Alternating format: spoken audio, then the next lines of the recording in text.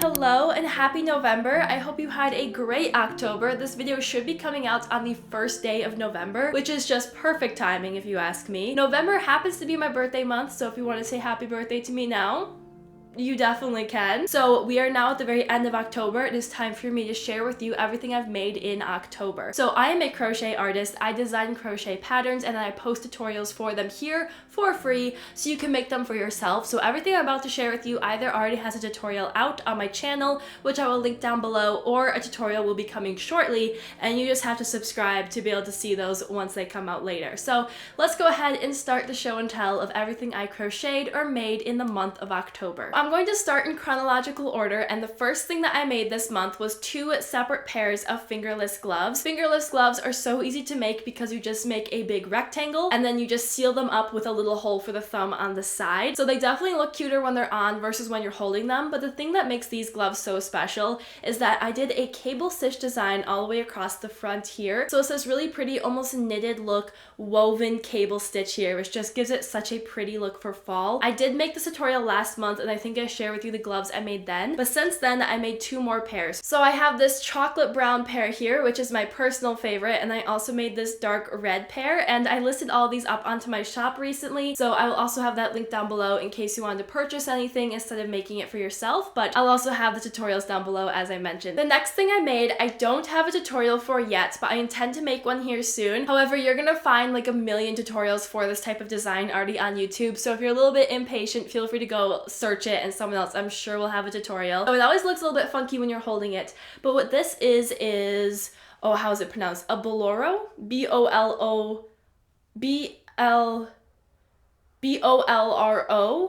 Bolero, or I just call them mesh sleeves or a shrug. It's kind of that really mesh material and it goes just across the top of your chest here and then down along the arms. This is such a fun piece for fall or spring when I can still wear like t-shirts or tank tops I've been really enjoying throughout the summer, but I can just make them a little bit warmer for fall time by adding some sleeves. The thing I like about this design compared to most other of the mesh sleeves or bolero designs is most of those tops tend to have quite a uniform mesh. I'll put a picture here. I think it looks gorgeous, but you'll see that it's very uniform, square after square after square mesh. And my personal style is I like things to look a little bit more whimsical, a little bit more handmade, and just kind of a cozy, kind of mismatched feel is what I personally prefer. So I decided to make my own design that's much more loose and more carefree. So you'll see here in the mesh is not as uniform because every single row I chained a different amount to give it these bigger or smaller holes and just give it a very whimsical look. It's not blocky or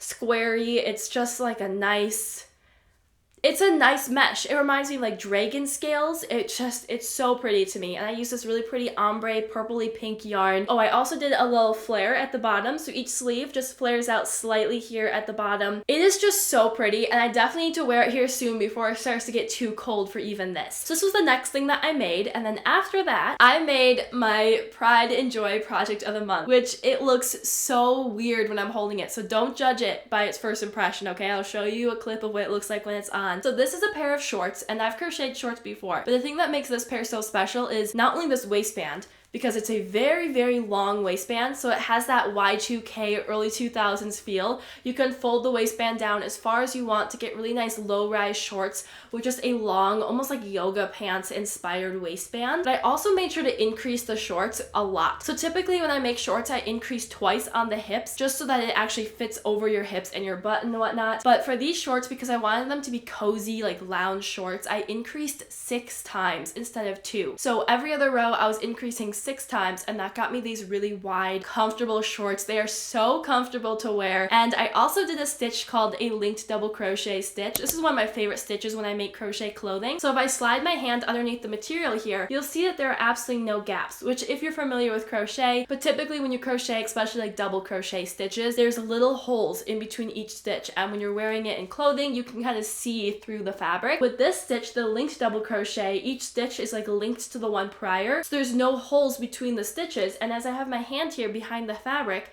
you can't see my skin through that fabric because of the linked double crochet, which for shorts, that's perfect because then there's no gaps and you can't see anything through the shorts because nobody wants to see holes in their shorts. And the other thing I did, which I've never done before with crochet, I was kind of experimenting with it this month, and I think it turned out so great on this design. So you'll see here the waistband is very, very cinched, and if I pull it, it stretches all the way out and then snaps back in.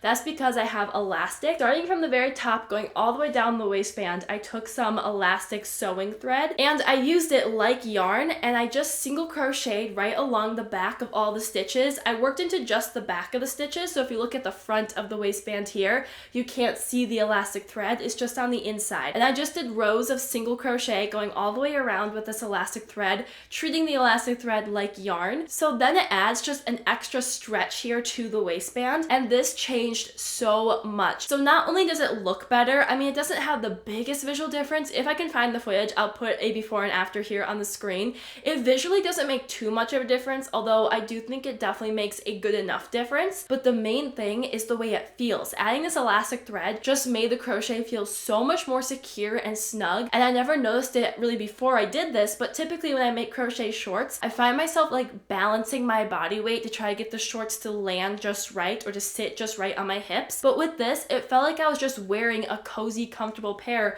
of lounge shorts. And I'm so torn now if I want to sell these or keep these, because I think they would do quite well in my shop and I want someone else to be able to enjoy them, but also part of me really wants to just wear them for myself. So I haven't decided yet, but this was my big project for the month that I am so proud of. And by the time this video is coming out, the tutorial for these shorts will be out next week Wednesday, so in just a couple days. So subscribe and hit the notification so you will know when this tutorial is out and you can make your own pair. I saw comments on the video I posted about making these shorts saying that brown and a pink waistband would look really cute too, and now I'm feeling so inspired to do this again with like a light pink waistband. I think that would be so cute, so maybe someone else will make that for me and send me a picture so I can live vicariously through you. The other thing I made that I do not have with me anymore because it sold the second I finished making it was a lace hat. So it's one of those decorative lace hats or skull beanies, whatever you want to call it, and I'll put a picture or a video up here so you can see exactly what I was talking about. I designed these last month, and ever since I designed them, they've been doing quite well on my shop, so I try to restock them here and there. And they're just a really pretty lace hat, and I did a little floral design strip all the way along the bottom of the hat to give it a little extra character. So I made one of those recently, and as I said, it's already sold, so I don't have it to show you,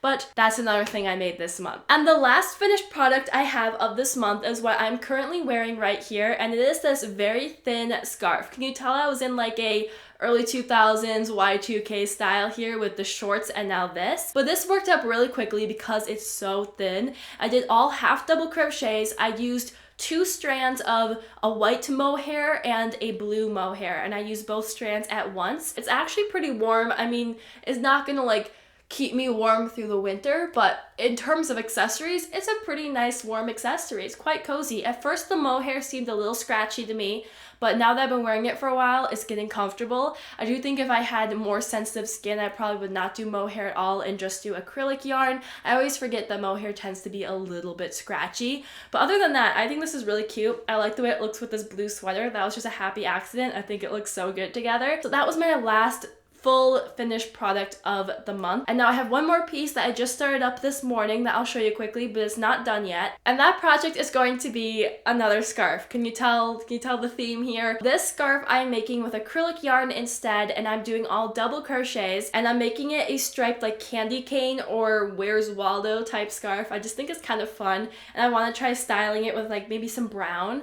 Even this blue, but maybe some brown for the fall time. I think it'd be pretty cute. So as you can see, there still are a lot of loose ends I have to weave in. I've been working on this for maybe like 30 minutes so far this morning, and I definitely will be finishing it today, but so far, this is how far I got, and this is my last project that I'm working on for the month of October. Now let's talk about the non-crochet craft projects. I don't have as many of these to show because I do spend most of my time crocheting, but every so often I try to do something different. So I've got 3 different little craft projects to show you.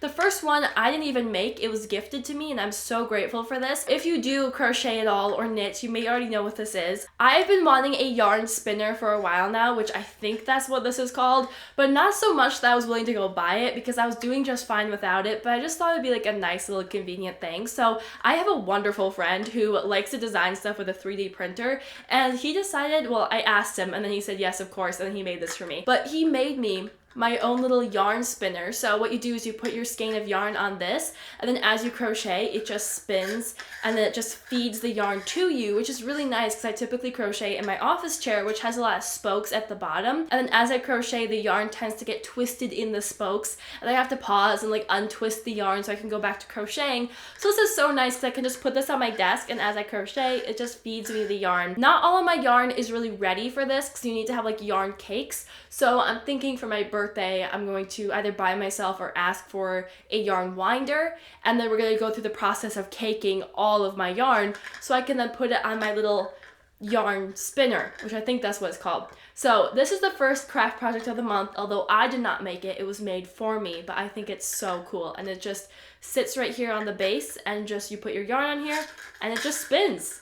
It's so cool. The next thing I made, I think I showed you the start of this in my last video, but I finished it this month, is I made my own rubber stamp. I am so proud of this, and it was so much fun. So I got a giant stamping block, and I got a little carving set, and on it I put down this whole design here that I designed on Canva. This is a thank you note for my crochet shop, because I was thinking about when I was making the thank you cards for my shop that I really wanted to have a handwritten, cozy, like loving feel, but I didn't really have the time to handwrite every single thank you card that I'm going to write in the future here. So I decided instead I would sort of hand carve a stamp, and I can use that stamp on every single thank you card, and it still is going to have that very loved handmade feel without having to handwrite every single card. That was my thought process. It turned out so good. So here's the stamp itself, and it's very used by now, but I carved the whole thing out myself, and I just have this big ink block I got from Hobby Lobby. I also got this from Hobby Lobby, and I just press it on there and then press it on the paper. And I have an example here for you. It definitely looks kind of like a little bit messed up in some places, which honestly is kind of the goal, so it has that handmade look. And I stamp it right onto a cream or off-white paper, so it again looks a little bit more cozy than just a crisp white paper. So this is the thank you card that you receive when purchasing one of my crochet items. And then on the back I have a typed out little thank you for supporting us. This is what we do. This is what we make. Here's where you can follow us. You know, the general thank you card type stuff. I wrote that, and then I cut it out and glue it right onto the back of the thank you card. So that's what I made this month, was my own little stamp to make my own little very cute on brand thank you cards. And then the last thing I did is the other night I decided to make a cute little cover for my Bible. So I grabbed some scrap fabric I have, and I just hot glued the whole thing. So the actual base fabric is this really pretty like floral brown material, and then I found this gingham because I adore gingham. So I found this brown gingham and I made a cross out of that, and then I added just this pink ribbon along the edge. I think it turned out so pretty. It definitely is hot glued, and you can tell it's hot glued when you look up close. But as I talked about in my last video, I really like kind of customizing my Bible. I find that it helps me to actually read and understand my Bible better because I do like to craft. So when I include my favorite things, which is like the Lord and crafting together, it makes it a lot easier for me to digest the word. So throughout this entire Bible, I'm constantly like scrapbooking, coloring things in, highlighting things, doodling things. I added my own little bookmark here with some beads, and now I added my own little cover, and the whole thing is just so inviting, and I get so excited to spend time reading it and coloring in it every single day. So that's what I did this month, is I added another little addition to my Bible, and I made it super cute and so much more customized to me.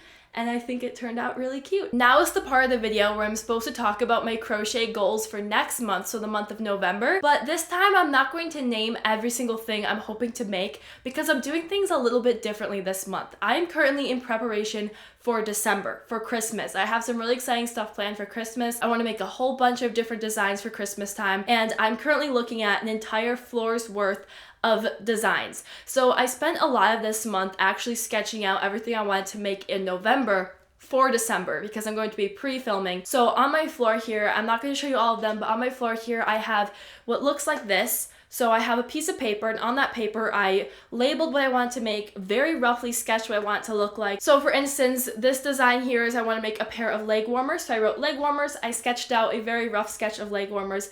In the notes I wrote I want to do half double crochet and back loop only. I want to do rib crochet like the long way, and I want this tutorial to be for beginners. So I remember when I'm filming it that I want to really take my time explaining how to do every single step as if the person has never really crocheted before. And then below I write down the yarn I need to use. So some of these I need to go buy yarn for, others I just found yarn in my own yarn stash, which I'm trying to use up. And I have a lot, and I mean a lot, of things like this. And I grabbed the yarn and I rubber banded them together and then pinned my little notes right onto the yarn, so that way as I'm chaotically crocheting this next month, as soon as I finish a project, I can just grab the next one. I've got already all my notes, my game plan written down, I've already got my yarn picked out, and I can just start going. So I have a bunch of these. I'm not going to go through all of them for the sake of surprise, and also because we're going to be here for a long time if I do so. But everything I want to make is like Christmassy. It's going to be a lot of accessories, a lot of room decor, a lot of smaller projects, although I do have a couple bigger ones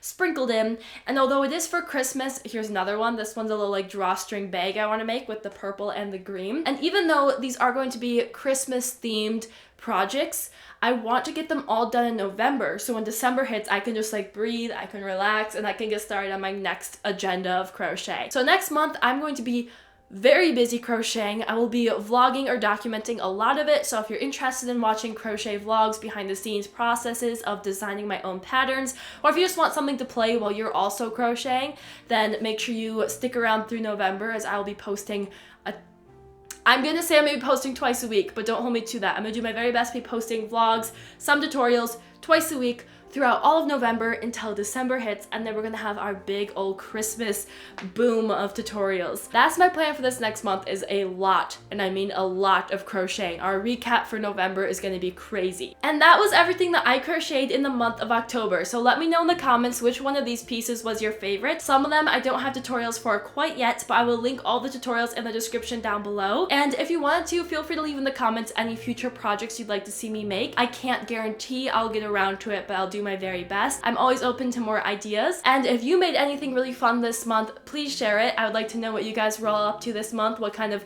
craft projects you were doing. So thank you for sitting down with me and chit-chatting about this past month. I hope November goes wonderfully for you. And I will see you again soon. As I mentioned, the tutorial for the crochet shorts will be coming out on Wednesday. And then going off of that, I'll be posting twice a week through all of November. So if you haven't already, please subscribe. I appreciate all of your support so much. And I'll see you Wednesday. So have a great couple days until then. Goodbye.